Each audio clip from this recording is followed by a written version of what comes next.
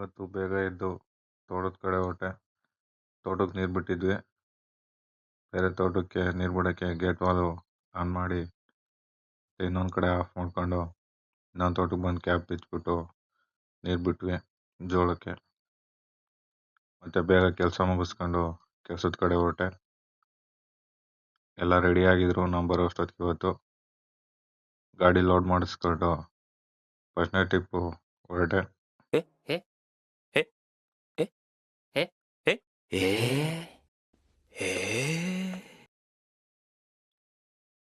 ಫಸ್ಟ್ನೇ ಟ್ರಿಪ್ ಸುರಿದು ಟೋಕನ್ ಇಸ್ಕೊಂಡು ಹೊರಟ್ವಿ. ನೋಡಿ, ನೆನ್ನೆ ಇಷ್ಟು ಹೊಡೆದಿದ್ವಿ, ಒಂದು 70 ಲೋಡು ಒಂದು ದಿವಸಕ್ಕೆ.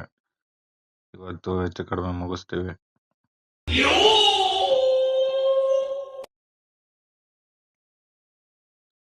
ತಿಂಡಿ ಬಂದಿತ್ತು, ಎಲ್ಲ ಕುತ್ಕೊಂಡು ತಿಂಡಿ ತಿನ್ಕೊಂಡ್ವಿ.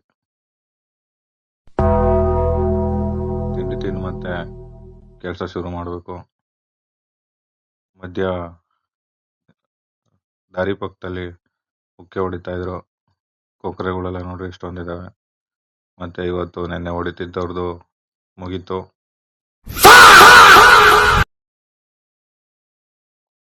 ಊಟ ಬಂದಿತ್ತು, ಜೊತೆಲಿ ಕುತ್ಕೊಂಡು ಊಟ ಮಾಡಿದ್ವಿ. ಹೊರಗಡೆ ಕೂತ್ಕೊಂಡು ಜೊತೆಲಿ ಊಟ ಮಾಡೋದು ತುಂಬ ಚೆನ್ನಾಗಿರುತ್ತೆ. ಇದು ಅನುಭವದವ್ರಿಗೆ ಮಾತ್ರ ಗೊತ್ತಿರುತ್ತೆ. ಅವ್ರು ಮುಗ್ದಾದ್ಮೇಲೆ ಅಡಿಕೆ ತೋಟಕ್ಕೆ ಮಣ್ಣು ಸುರಿದ್ವಿ ಇವತ್ತು.